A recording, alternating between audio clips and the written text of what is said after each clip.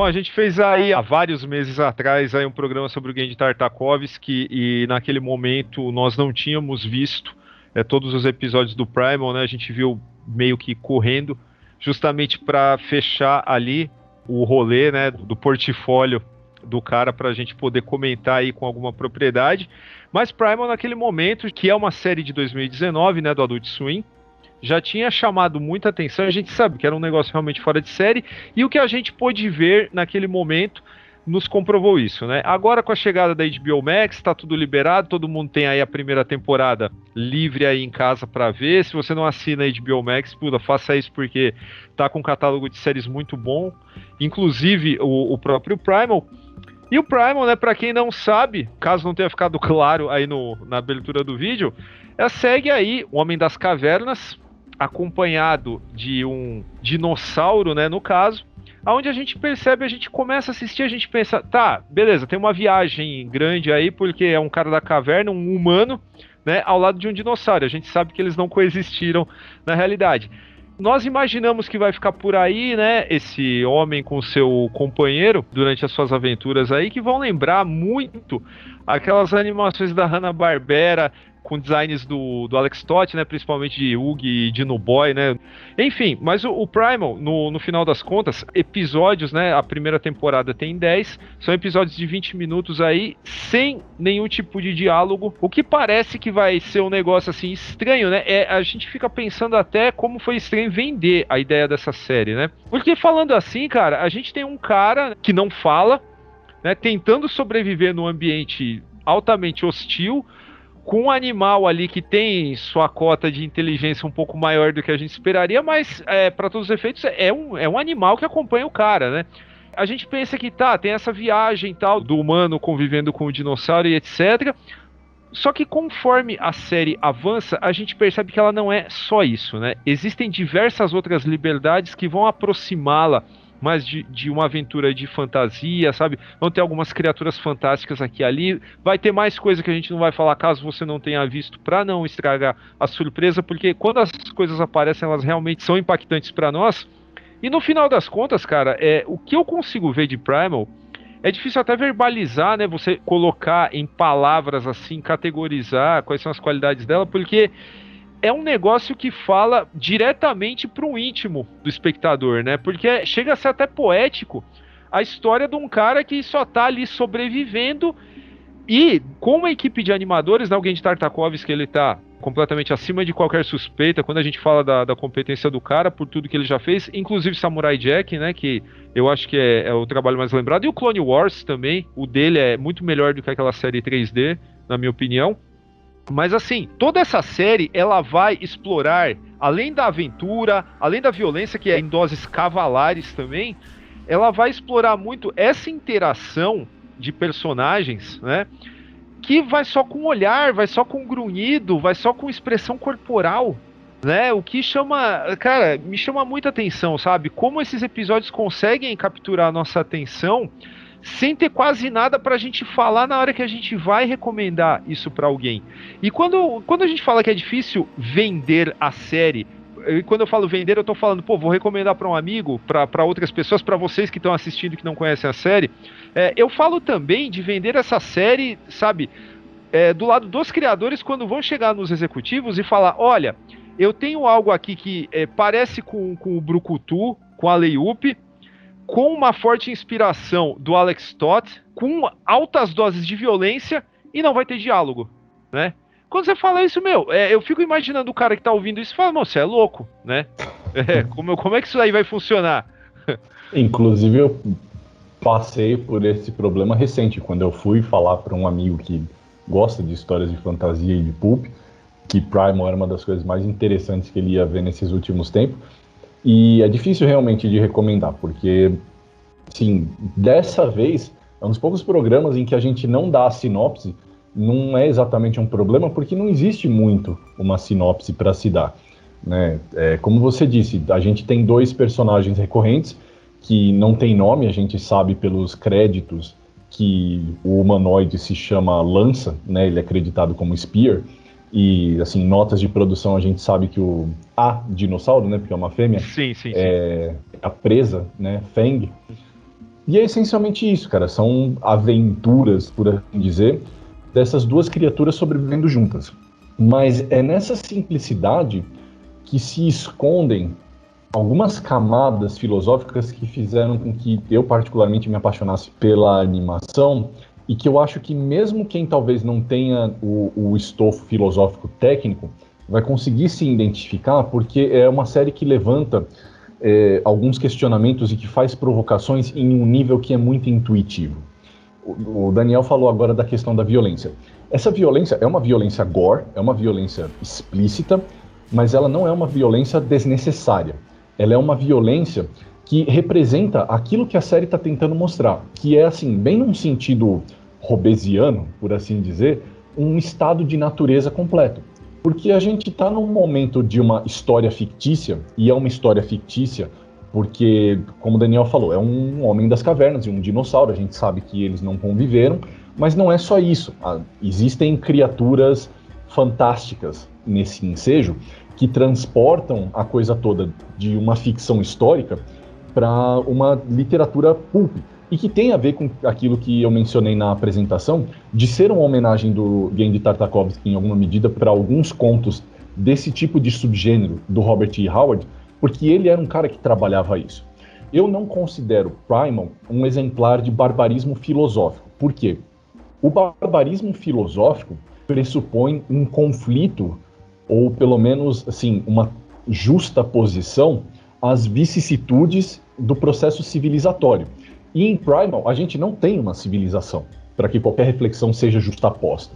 Coisa mais próxima que a gente tem de um conjunto civilizacional são, por exemplo, os mamutes do terceiro episódio, que quem chegar lá vai entender, que tem a ver com senso de comunidade, tem a ver com a consciência do que é a vida. E, inclusive, eu vou levantar alguns detalhes porque eles são interessantes para esse tipo de reflexão. Então, assim, Primal apresenta um ensejo que parece um estado de natureza, hobbesiano. Em que sentido? É um conflito natural constante. A natureza, de um ponto de vista estrito, ela é amoral, ela não possui uma moralidade. No que muda? Então, assim, Primal só mostra a criatura se digladiando e se estraçalhando? Não. Por quê? Porque a gente tem a figura do lança, do Spear. O Spear, ele é uma criatura dentro desse contexto, fora da curva. Não só porque ele é inteligente, sim, perto do resto das criaturas que habitam. Mesmo a dinossauro dele, a presa, embora ela tenha relances de inteligência, ela ainda é muito mais instintiva, principalmente quando a gente vê, por exemplo, no segundo episódio, há um conflito bem interessante entre eles, né? Porque a presa só se interessa em se alimentar, em sobreviver, enquanto o lança, ele tenta levar em consideração a presença daquela criatura. E por que isso é importante? Porque o lança, ele é inteligente, ele também tem um outro dom, o dom da empatia. Ele é uma criatura que se importa. E porque ele se importa, ele dá indícios de que somente a sobrevivência dele não é a coisa mais importante. E aqui a gente entra num campo de reflexão que tem muito a ver com a coisa do naturalismo de filósofos como, por exemplo, John Dewey, que existem em várias camadas, como, por exemplo, o naturalismo moral, o naturalismo metafísico, o naturalismo epistêmico. Existe uma série de naturalismos, mas o que todos eles dizem para nós é o seguinte: a partir do momento em que você está inserido na natureza, todo fato moral é também um fato natural. Até aí, ok. Só que, se a gente tem uma natureza que é amoral, de criaturas se comendo, se devorando, sabe? A violência é parte do cotidiano, a dor é parte do cotidiano dessas criaturas, porque é assim que elas subsistem, é assim que elas existem, é assim que elas sobrevivem. Então não faz sentido você implicitar uma moralidade. Por que o lança, ele diverge dessa condição? Porque ele tem o dom da empatia, ele é capaz de reconhecer as consequências da violência, ele é capaz de ter empatia com a dor das outras criaturas. No caso, foi por isso que eu mencionei esse episódio dos mamutes, do terceiro episódio, porque é um episódio muito comovente, porque há esse momento em que eles precisam se alimentar e eles acabam matando um mamute. Eu não vou dar muitos detalhes como, porquê, etc, etc. Mas assim, eles matam um mamute, e no momento que eles matam aquele mamute, o Lança consegue ver nos olhos daquele mamute a dor de estar sendo assassinado. E, gente, o Daniel não me deixa mentir, eu não tô hiperbolizando aqui. Uma das genialidades da animação é que ela pega esses pequenos momentos, essas coisas muito sutis, e ela dá tons dramáticos incríveis, sem uma linha de diálogo que seja. É pura expressão, é pura expressão. E nesses momentos em que essa expressão revela a empatia do Lança, a gente começa a ter indícios de um processo civilizatório. E aquele que eu disse que não havia porque não se trata de um barbarismo. Então é como se o Genndy Tartakovsky estivesse pegando uma etapa anterior àquilo que a gente vê do barbarismo filosófico e sociológico e apresentando ao público aquilo que ele considera como os fundamentos de um processo civilizatório, um processo humanista. E nisso eu vejo uma beleza única, porque para o Genndy Tartakovsky, o que é o pilar do processo civilizatório? A empatia. Você consegue se relacionar com criaturas que não são iguais a você, você consegue fazer com que a sua sobrevivência não seja apenas a prioridade, porque você vê na dor do outro algo que não condiz com uma existência moral, e isso não é uma reflexão racional, porque, de novo, embora o Lança ele seja inteligente, não existem diálogos, porque a gente está falando de um homem da caverna, e não existe nenhum tipo de aprofundamento, porque, de novo, não tem recurso, os personagens não têm recursos intelectuais para fazer isso. Então, como o Genndy Tartakovsky, ele transmite essa afirmação, esse imperativo do que para ele representa esse pilar civilizatório, através da intuição. E, inclusive, por isso eu acho que é uma animação que bate tão forte em nós, porque ela interage conosco em um nível emocional, afetivo, intuitivo, né? Exato. Se a gente fosse criar um termo pro tipo de pensamento desenvolvido ali, a gente podia falar que era selvageria filosófica, né? Porque Talvez. tá realmente num outro nível, né, de compreensão. Mas é legal falar que todo esse lado mais dramático, né? Como a gente só tem um personagem humano ali, que seria o mais diretamente relacionável com o público, a gente tem momentos que são altamente dramáticos com animais que não são antropomorfizados como são os da Disney, né? Então você vê aquele tipo de olho com aquele tipo de íris, que é bem característica de um réptil, que é bem característica de qualquer outro tipo de animal que você encontra nesse tipo de fauna, mas enfim, eles não têm o mesmo recurso facial de um ser humano para expressar determinadas coisas. Às vezes um close numa íris que dá aquela tremidinha do brilho, né, já é o bastante para você comprar aquilo, para ficar com dó, para, sei lá, puta, o que vai acontecer agora, né? Isso é muito bacana. Agora, por outro lado, seria muito fácil também ambientar essa série num contexto em que a gente entra, o cara já tá ali caçando, já tá procurando comida e não sei o que lá. Não, mas é justamente, você falou da empatia, cara, é a empatia não só do personagem, mas é a nossa que vai puxar o interesse para você continuar assistindo, porque o primeiro episódio, vamos deixar claro para quem não assistiu ainda, os episódios parecem, assim, sem uma ordem definida, parecem, mas não é bem assim, existe uma ordem sim. E assim, o primeiro, ele é o piloto mesmo, é o que abre os incidentes que vão juntar, né, os protagonistas para seguirem em frente. Eles estão lá. E é justamente o que você vê ali, da forma como vê, que faz com que a gente, sei lá, queira continuar acompanhando, porque é algo que a gente não vai falar aqui, evidentemente, mas é tão básico, mas tão funcional para você trabalhar, para fazer com que você compre, não é bem a palavra, tal, mas a causa dos protagonistas e tal. E aí a gente segue em frente. A partir daí, cara, não tem mais como parar de assistir, porque você tem uma carga dramática forte no primeiro episódio, depois você passa pro outro e tal. Às vezes pode ser mais correria, tal, mas independente disso, né? Você tem drama e aventura e violência nas doses certas a cada episódio, né? Especialmente o quinto episódio, que é aquele dos homens macaco, que é, sabe, é uma coisa de louco, é uma coisa de louco mesmo. E também a gente tem que falar, cara, que você comentou aí do processo civilizatório e tal. A série ela é de 2019, né? A gente passou 2020 aí sem notícias se ia continuar e tal. O Tartakovsky já está envolvido em outra série pra estrear aqui em 2021, e série mesmo, não tô falando de Hotel Transilvânia não, tô falando de uma série televisiva mesmo pra Adult Swim. Então, mas aí o que que acontece? Primal vai continuar? Não vai? Eu gostaria que continuasse, porque essa questão do processo civilizatório, essa fronteira, ela vai ficar meio borrada lá pro final, porque a gente fala, caramba, o que que tá acontecendo? Que mundo é esse? Não é nenhuma, sabe, revelação, plot twist, tipo, sei lá, tipo, Sexto Sentido. Não é nada disso. Mas tem um negócio que deixa um gancho, assim, absurdo, né? E, de novo, a gente tá falando de roteiros, assim, super simples, que vão se apoiar principalmente na condução narrativa, né? Porque sem ela, essa série, nossa, seria chatíssima, né, cara?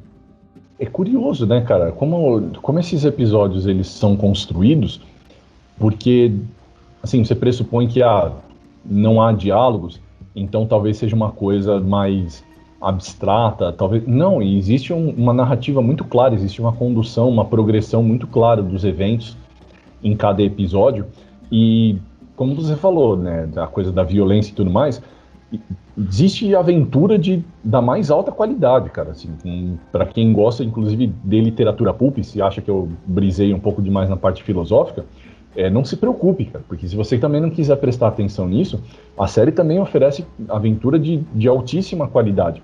E parece que, inclusive, era esse o aspecto, esse é o lado para onde o Tartakovsky queria seguir, mas ao término da série. Porque, para mim, existe um rompimento meio claro ali a partir do terceiro episódio, que é aquele dos mamutes, e aí no episódio seguinte a gente já tem aquele dos morcegões e tudo mais, sim. que aí a gente já, tipo, a gente sai de uma coisa que está sendo quase que estritamente uma ficção histórica, uma ficção pré-histórica, no caso, e a gente salta para ficção fantástica, né, propriamente dita.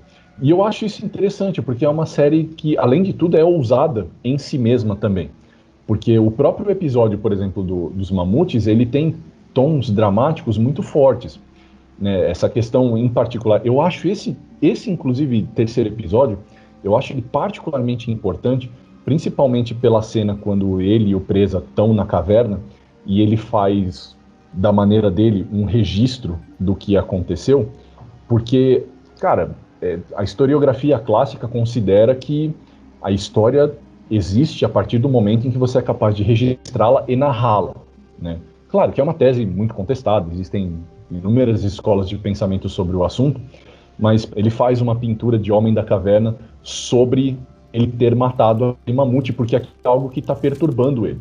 Então, assim, naquela cena você tem inúmeras camadas e você não tem uma linha de diálogo, porque é um personagem espiando a dor que ele está sentindo por ter provocado dor em outra criatura, demonstrando a empatia dele.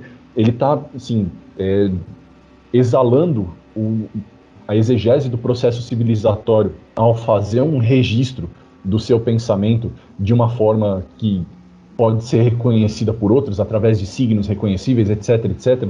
Então, assim, o Tartakovsky ele conseguiu fazer um recorte conceitual que funciona muito bem em todos os seus níveis, seja ele num nível filosófico, seja ele num nível de entretenimento. Esses são muitos dos motivos pelos quais a gente está falando do Primal agora, porque é uma série que é muito envolvente e que precisa continuar. Aí realmente eu acho que não é legal a gente soltar spoiler, mas assim, pela maneira como essa primeira temporada termina, e inclusive para dar mais um estímulo ao espectador para assistir, são apenas 10 episódios, tá, gente? Eles têm mais ou menos uns 20 minutos de duração cada um. Se tiver tipo, um fim de semana sem fazer nada, você mata a série num dia só. Né? E o Tartakovsky deu a entender que ele queria propor novas ideias, propor novas reflexões a partir ali dos 2 últimos episódios. E como o Daniel disse, a gente não tem nenhum indício de que vai continuar. Eu espero de verdade que continue, porque Primal é muito, assim, muito destacadamente uma das melhores coisas que aconteceu em termos de animação nos últimos, 10 anos. Com certeza. E assim, se não fosse todas essas camadas, cara, ele seria, conforme eu falei, seria um pastiche de Hanna-Barbera dos anos 60 com mais violência, né? Somente isso. E eu vou insistir, cara, eu gosto muito do trabalho do Alex Toth e tal, eu reconheço muito desse DNA no Primal. e tal. E eu falo aí pra quem estiver assistindo, cara, se nunca prestou atenção, sei lá, em Herculoides, em Dino Boy, Mythor, etc e tal, se lembra de cabeça tal, pega um tempinho e joga na internet, no Google, no Pinterest e tal, Alex Toth Model Sheets Hanna-Barbera.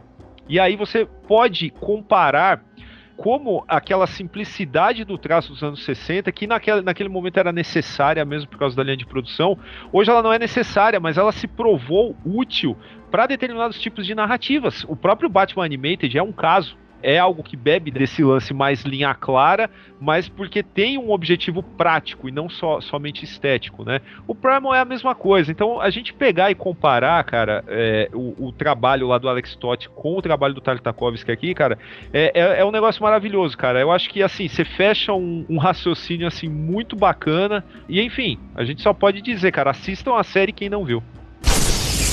É isso aí, pessoal. Esse foi o nosso programa sobre Primal, a animação de Genji Tartakovsky que vocês podem conferir no HBO Max. Gostou do vídeo? Deixa aí o seu joinha, se inscreva no canal e ative o sininho para receber uma notificação toda vez que um vídeo novo for ao ar. Quer falar com a gente? Mande e-mail para natela@formigaelétrica.com.br. Procure a gente nas nossas redes sociais, Facebook e Instagram, onde a gente é @formiga.elétrica, no Twitter também a gente está lá.